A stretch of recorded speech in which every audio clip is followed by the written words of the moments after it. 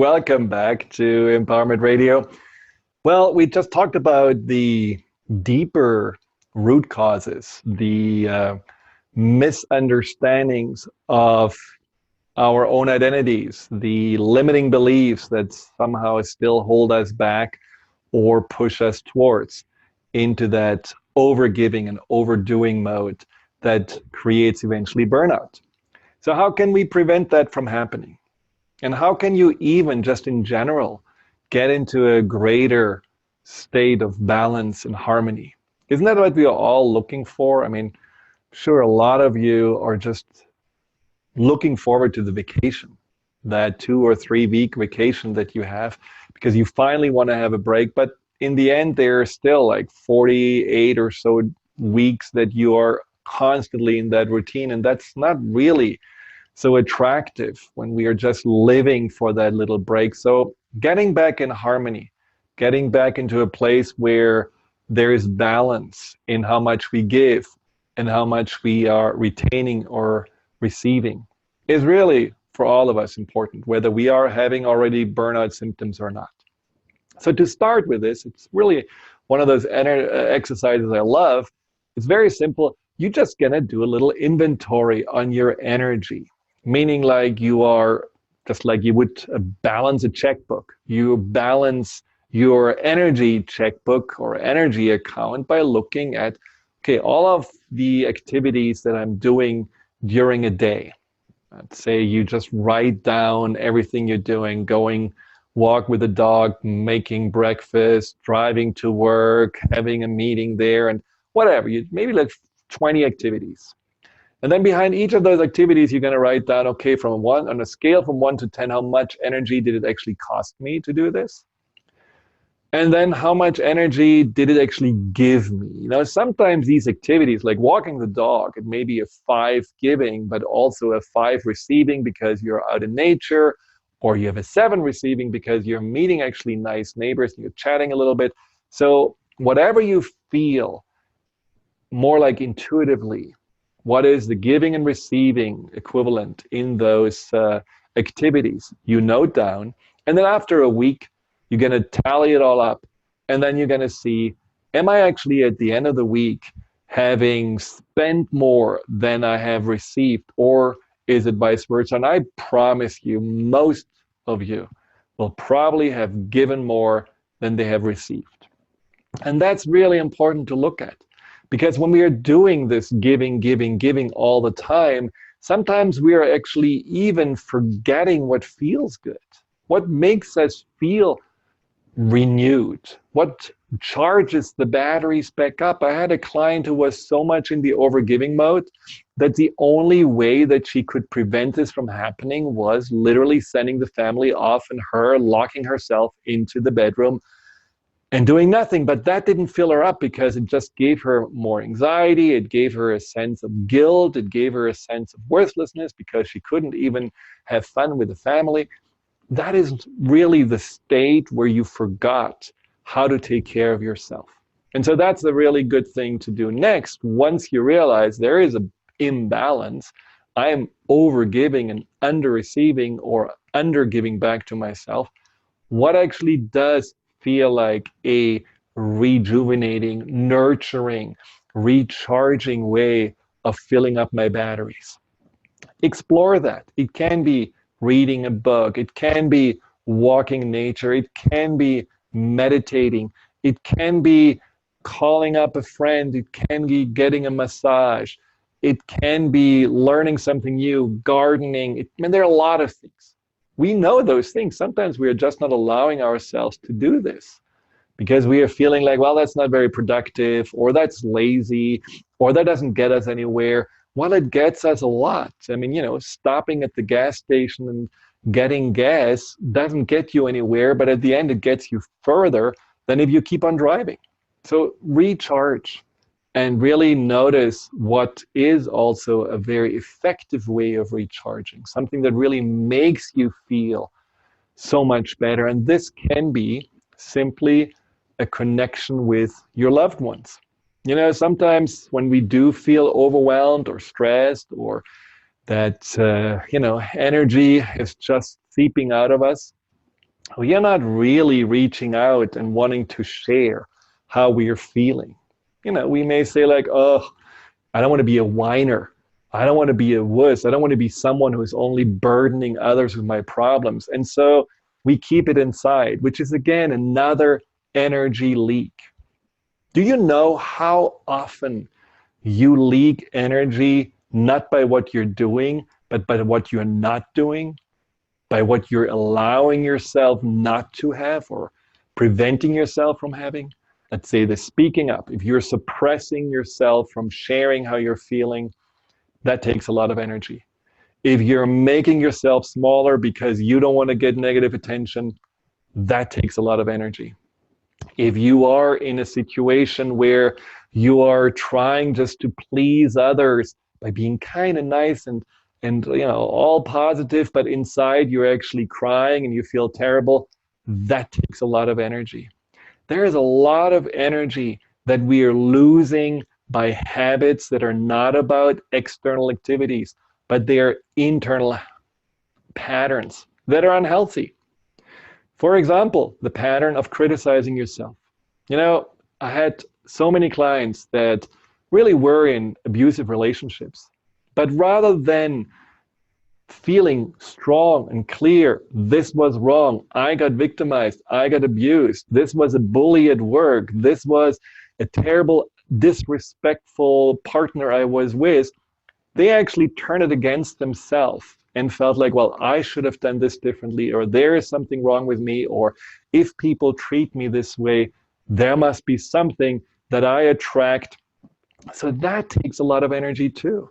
It takes a lot of energy to beat yourself up when you're already down, to question yourself when you're already having no energy really to get motivated to make a change, to tell yourself that you're unworthy or that you're bad or whatever those things are when you already feel that the whole world is against you. So my point is, stop these negative thoughts, the thoughts that make you somehow deplete valuable mental energy, whether they are criticism, whether they are negative thoughts towards how life cannot be different, whether they are thoughts that are creating anxiety or a greater sense of hopelessness. Notice where you are giving your energy, your power away, and then see this as a big leakage of your energy that gets you further into that state of burnout. And that makes a real big difference. So, what can you do instead? Well, instead of, for example, just always feeling that you have to say yes to everything, well, try and no and have a boundary and say, well, you know what? I can't do this alone. Why don't you help me? Instead of feeling like you are just taking directions and you can never really have an input yourself, trust yourself and say, no, I can actually stand up for my belief and say, no, this is not working for me. I think we should do it this way, or I think we should do it later, or whatever those things are. Now, keep in mind when you do this, having boundaries or speaking up for yourself, you will not always get a standing ovation for it. So it may actually create conflict. And then you feel like, well, here it goes again. So why should I then deplete myself even more by making people upset? But what you're doing is that you're giving yourself permission to be your own advocate. What you're doing is giving yourself a sense of empowerment and a sense of, I can actually take care of myself, which is not necessarily something that you have been doing in the past. And just knowing I can make a change, I can have a voice, I can turn things around for myself and really give back to myself, or at least stop the bleeding by saying no, that in itself is hugely a game changer because it changes again this relationship that you have with yourself. We'll talk more about this after the break. Burning out is no longer necessary. It's no longer an option. Let's do something else. Let's just really fill ourselves up and use this whole burnout thing as a or as an opportunity, a call to actually find something else, to redefine yourself and reframe how you saw yourself in the past. And that's, I think, with anything, whether it's anxiety, whether it's depression, whether it's a health issue, it's all an opportunity to really say like, okay, let's just really shake it all up and figure out, what do I else want to be? Who do I else want to be in my life? So if you have been one of those people who are really burning out and you really feel like I can't continue to do like this, and you now have a greater understanding of who and what identity you were holding on to that made this happen in the first place, ask yourself, who else do I want to be? Let's say you are realizing you're someone who is actually rather filled with self-loathing, insecure, has a lot of anxiety and doesn't really feel that you belong or that you fit in. Who do you want to be instead? What is the ideal person that you want to grow into? So that would be someone who is appreciative, self-appreciative, confident, someone who is really feeling that he or she belongs in the world, sees its place, and also maybe someone who just takes oneself as a high priority. Now, this may feel far-fetched, but believe me, you either have seen and experienced people like this, or you may have felt a few of those characteristics before. And so it's just about putting it together as your future goal, that future self you want to grow into. And then when you have a clear definition and say, you know what, I don't want to be my own slave anymore. I don't want to be the doormat, the punching bag, or that little burned out candle. I want to be that person. What you want to do then is to ask yourself, so how would this person think different, feel different, act different, perceive life different? And that has a lot to do with values. That has a lot to do with what's really important about life. So when you in the past said what's important about life is to measure up, to fit in, to do what I'm asked to do, to be hardworking, and all of those things, and now you ask yourself about this new identity that you would love to learn more about and grow into, then you would say, well, maybe it's freedom. Maybe it's peace of mind. Maybe it's learning, growth. Maybe there is something about exploration of spirituality. It's maybe connecting, love. There may be a whole different bunch of values that all of a sudden come to the surface that make you feel like, oh, wow, if I look at those priorities in my life, if this is what I really want, there are a lot of things that are going to change. There are a lot of ways I live that no longer work for me. Now, that doesn't mean that you have to quit your job, leave your family, and go into an ashram in India.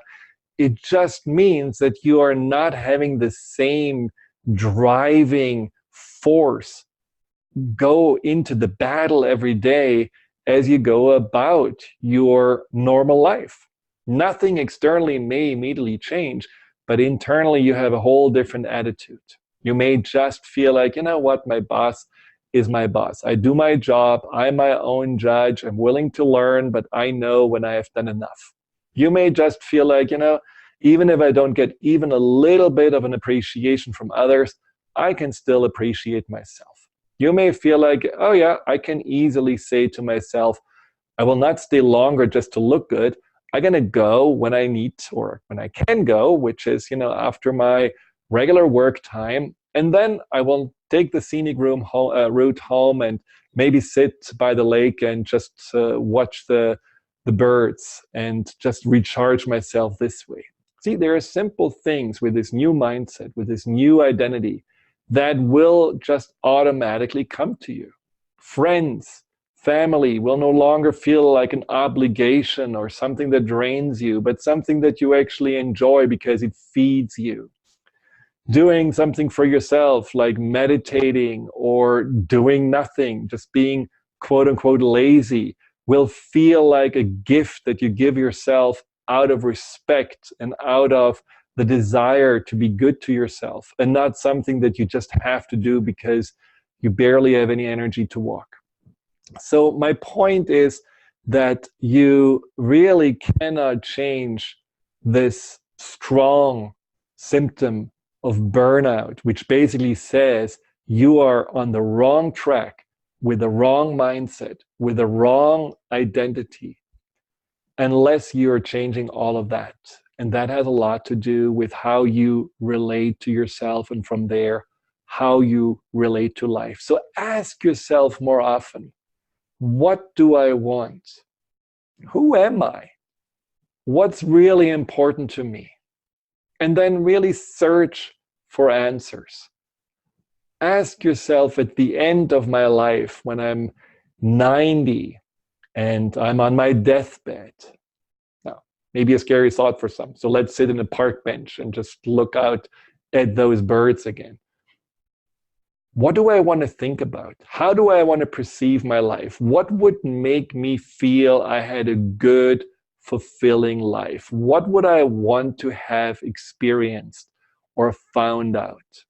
So if you're really like contemplating about those things, you get out of this rat race and you get out of this autopilot that leads you into the burnout, and you are actually taking charge again of your life, and you are looking more at things that may really be important to your heart and to your soul. And when your heart and your soul are just feeling in sync and feeling in harmony, your body automatically relaxes. You're automatically in that beautiful parasympathetic nervous system place where everything is just healing and growing and humming along, and nothing will feel too much. Nothing, not the small stuff, not the big stuff, will feel overwhelming or sweat worthy. You will just feel in sync, in harmony, in alignment with your life and yourself. And that's really the ultimate goal to have. It's not about, oh, now I have to become more selfish, or now I have to become more self-centered and care less about others. This is about, how can I bring complete harmony into my existence? And it starts with finding harmony in your energy, and how much you give and how much you give back to yourself, how much you are willing to share, and how much you're willing also to ask for to get back. So I hope this all helps you in the next few weeks, just to really watch your battery, watch your power and energy leakage, watch how you treat yourself, watch your beliefs, your thoughts, all of those things. It's fun. And I believe when we are continuously learning more about how to go through life, and how to go through life with greater grace and ease, and still curiosity about finding out what is possible for me, life becomes every day more fulfilling. And we are not aging. We are just growing more and more into the most authentic and fulfilled version of ourselves. Well, until next time, if you want to know more about the work I'm offering, the Breakthrough Program, go to drfriedemann.com and set up a free consultation. I'm happy to help you overcome burnout, or anything that right now gets you out of alignment with yourself and your life. Until then, goodbye.